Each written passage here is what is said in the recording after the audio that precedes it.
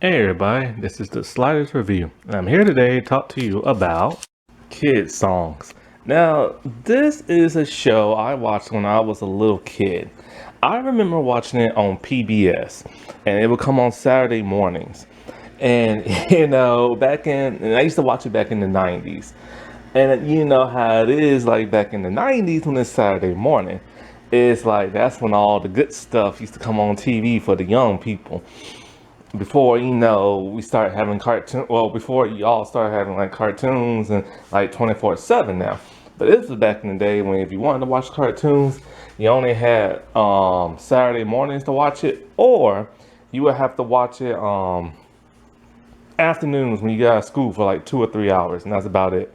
And then there'll be like a few early in the morning on weekdays, but that would be like you'll be at school at that time, so you couldn't watch it. So I never understood that. I never understood why kids' cartoons came on early in the mornings on the weekdays if kids gotta be in school. But hey, whatever. But yeah, this show has a really unique history. Um, and it's funny how it all came about. Cause I just remember, man, just like being a kid. I used to hate going to school, and I used to hate getting up early in the mornings. But then when Saturday mornings came, boy, I set the alarm clock for 6 o'clock in the morning, making sure I got like right in time for all the good stuff. And I would start with like kid songs on PBS, and then I'll migrate my way to Fox Kids mainly, and then towards like the afternoon, like around noon, like 12, I would go to like the ABC, probably CBS. I really didn't like too much stuff on CBS. The only time I watched anything on CBS is when Ninja Turtles got moved on over there, and it was kind of like the crappier seasons. And then that one time I saw like the New Adventures of Ghost Rider, whatever it was called, the New Ghost Rider Mysteries or something like that. And I just remember thinking to myself, what the world is this? But on the kids songs. Now the thing that got me into kids songs was one, the songs they played, because the songs that they sung was stuff that I used to like. Well, we had to sing in choir classes during school. Like remember all those little nursery rhyme type songs you had to sing, them kid song type stuff. That's what you heard on this show. So that was really cool. So it's like, oh wow, what I'm hearing in school and having to sing at school, I'm over here hearing on this show. And so what really got me was that it was a show, well, the premise of the show was a show ran by kids, made for kids, and starred kids. And I was like, oh wow, that's like really neat. You know what I'm saying? Of course, that was just like the fictional premise of the show. It was actually ran by like adults in real life. But it was cool seeing a bunch of kids my age on the TV studio, running the TV studio, making command decisions and everything. And then of course there was the songs and the music videos and then stuff you get to learn, and I was just like, oh wow, man, this is like really awesome and stuff. But I never knew really the history of it until like just now after researching it. And I remember once it got canceled, I'm just like, hey, where's kid songs at? I couldn't find it on TV no more and stuff. And I was really devastated as a kid, like, oh man, this sucks. But oh well, it's his life. And what's so funny is that Kid Songs is actually still produced to this day. It's just not a TV show no more. But it didn't always start off as a TV show. And so to refresh my memory, I decided to watch 2 episodes last night. And needless to say, yeah. I mean, you can watch it to reminisce as an adult, but this is really for kids, like very gooberish and stuff. And so it's like, I can rewatch some kids stuff and be like, oh wow, that was pretty good, it still holds up. But this is really truly meant for kids. So like, yeah, if you have some kids and you don't want them listening to all that stuff on the radio, all that smuck, like this is the stuff for them, like little cool kid songs and something made for kids. And this is something I truly recommend that all kids should watch. And it's on YouTube, like tons of their song videos on YouTube, tons of their episodes on YouTube. Check it out. It's like really amazing. Now, on to the history of this show. I was really shocked and surprised when I found out, like, how all this came to be. Now, kids songs is very similar to something like Kids Incorporated or the Mickey Mouse Club. This show ran for 4 seasons, but during different periods in time. It took like huge gaps Like in between the first and the second season is actually 6 years and stuff. And in the first season, it was done in the 80s, and you can tell by the way it looks. It has that 80s feel. It was like in 87, 88. And of course, Kids Incorporated, it started to wind down in the 90s and started going downhill. And that's when this show popularity really kicked up. Now, I never watched Kids Incorporated. I just didn't grow up watching it, but just this past year, I have like watched tons of their music videos on YouTube, and whoa, yeah, they can sing. They can sing, they can dance, they can perform. Man, it's too bad some of these people still don't sing and perform. Like, these people are rock stars, man. And a good majority of them did sing their own songs. Of course, a few of them didn't at first and had to lip sync, but then later on they got to sing their own stuff. But for the most part, everybody sung their own stuff. And wow, man, this is of course the show that like helped launch Fergie's career and Renee Sands and Marquita. And it's just like, man, these little kids can perform their butts off. And then the songs they sing are covers. And I actually prefer that over the real actual songs and stuff. Now, I did try to watch one episode just to see what it's about, and I could not get past the acting. Like, I'm sorry. Like, they're singers, they're dancers, but acting is not for them. However, Jennifer Love Hewitt's in this, and she's so adorable and stuff. Like, just watching her perform, man, it's just like so adorable. And I'm a huge Jennifer Love Hewitt fan. Now, when it does cut to kid songs, their acting isn't always that great because it's a bunch of young little kids, you know what I'm saying? But the history of this show. So, this started off actually as a set of music videos, home releases and stuff back on good old VHS. And now it's later on went to CDs and DVDs and stuff like that. And it was created by a woman named Carol Rosenstein. And when they did the whole home media type thing, that happened in 1985. And then so they wanted like 10 to 15 songs in each episode. And so it was only like probably 16 videos probably at the most. And what these kids would do is that, you know, they would sing, they would dance, they would perform. They might have like a little trivia stuff in there, you know. They would do covers also from songs from the 50s, 60s, and 70s. And I think when I was at school, they made us watch one. I think that's probably what also got me into it. I can't really remember. But I do remember seeing these little VHS tapes probably like in the stores and like stuff like that. I don't remember seeing the little creatures in it. Now, there are two little creatures for little kids. I don't remember seeing that, and I don't remember seeing them in the first season. And I don't even remember watching the first season. I used to watch this on PBS, and that's when the second season started. And so, yeah, I don't think they had the little Biggles in there. Actually, let me get into the Biggles real fast. Actually, no, I'll probably get into that when I get into the seasons. So, during this period in time, it used to be actually owned by like the WB. They had like some stakes in it. And it was something owned by like TAVP, WBR, and also Viewmaster Videos. And then so they were the ones who were producing this stuff.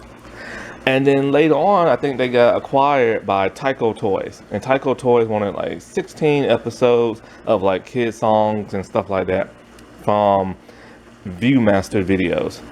And so what's really interesting is that the companies that own all this, it happened during different periods in time. Like Viewmaster had them from 1985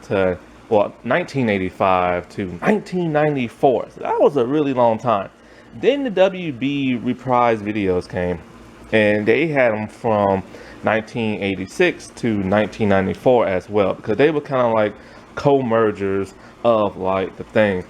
But you know, WB later on took on, got in there in 86 after Viewmaster did it in 85. So they was kind of like a shared kind of like company like doing this thing. Then something interesting happened.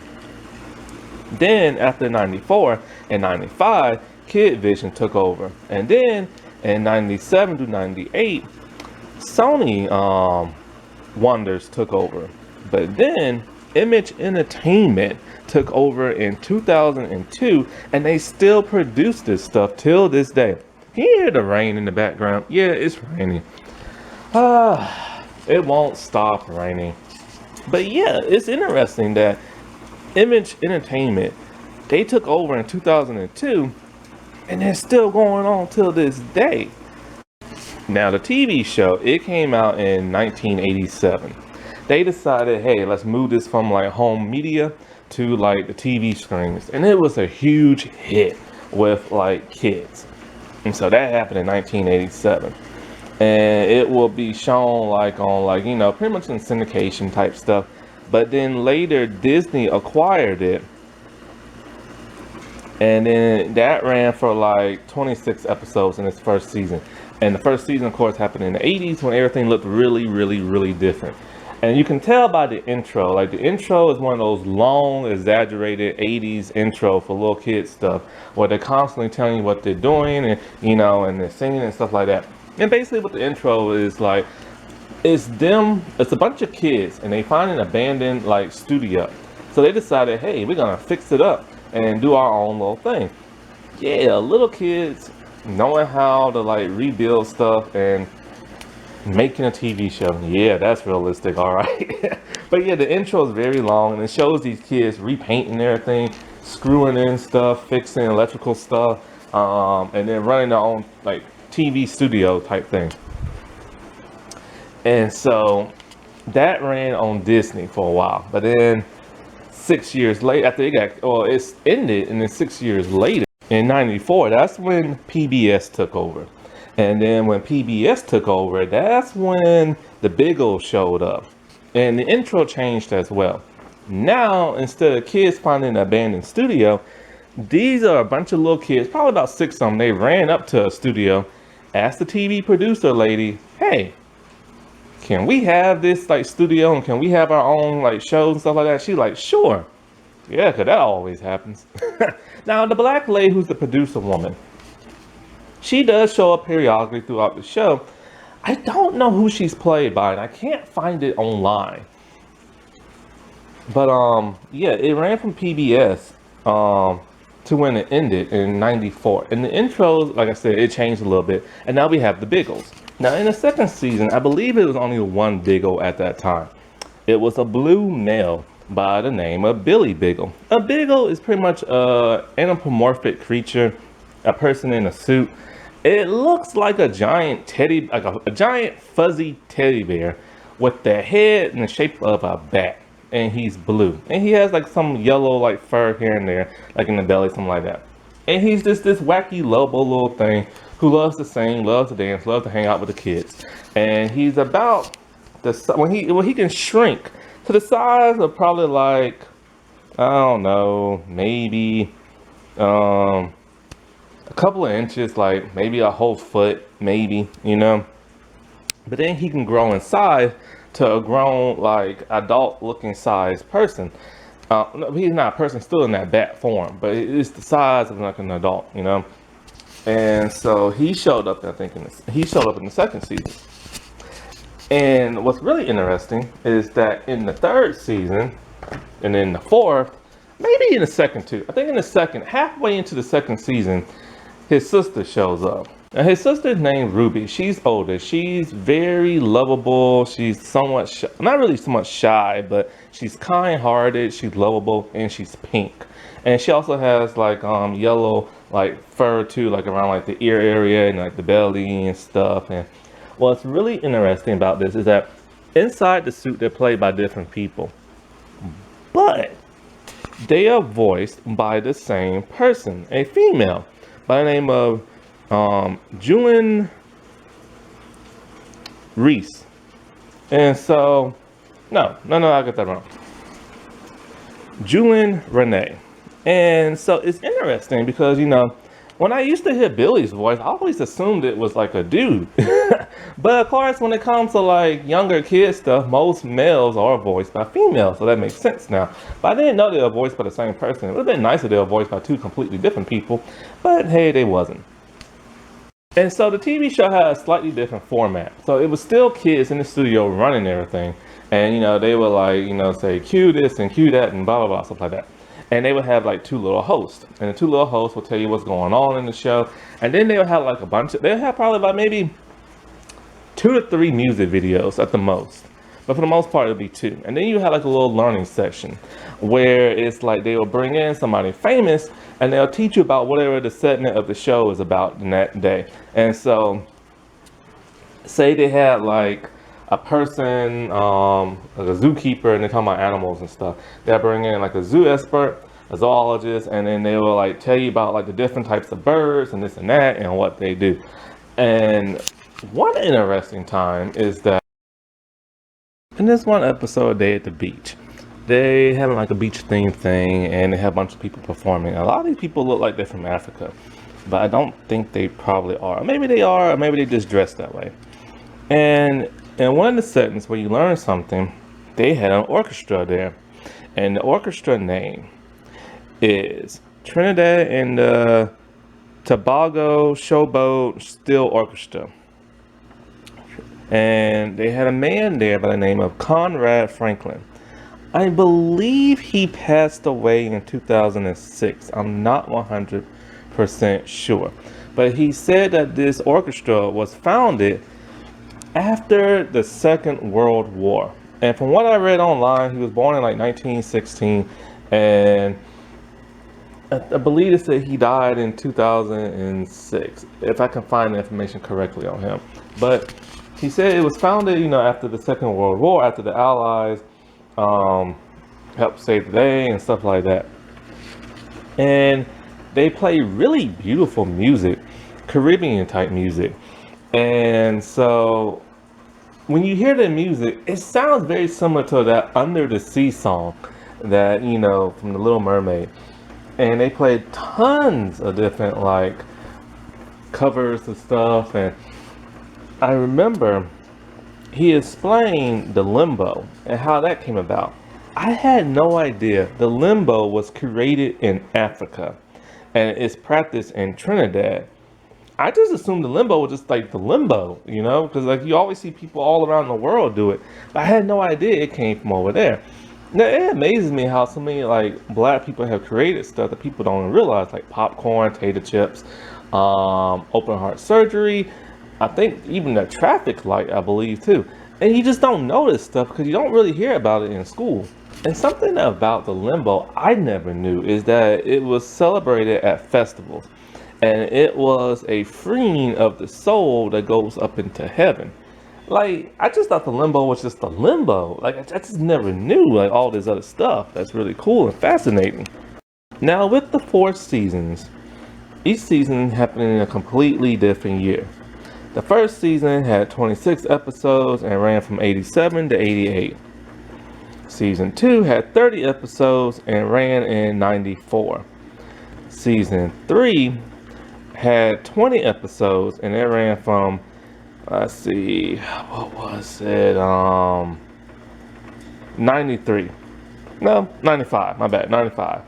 Now, season 4, the last season, it ran from 97 and it had a total of 20 episodes. Now, one of the most unique things about this is the cast. Some of these people became very famous as time went on. And I had no idea who any of these people were until I got older. I'm like, oh, hey, wait, it's that person from that kid show. Holy crap, I never knew that. Like, some of the most famous people on this thing was Josh Keaton, a voice actor. He voiced Spider-Man, Spectacular Spider-Man. He voiced, what's his name? The Flash, Wally West, from some of the earlier DC animated movies. He was also the voice of one time of Jimmy Olsen. He's a big time voice actor. Sean Harrison, he's best known in Family Matters as Waldo, and he's also a voice actor He was in the Legion of Superheroes as the Wolf Dude.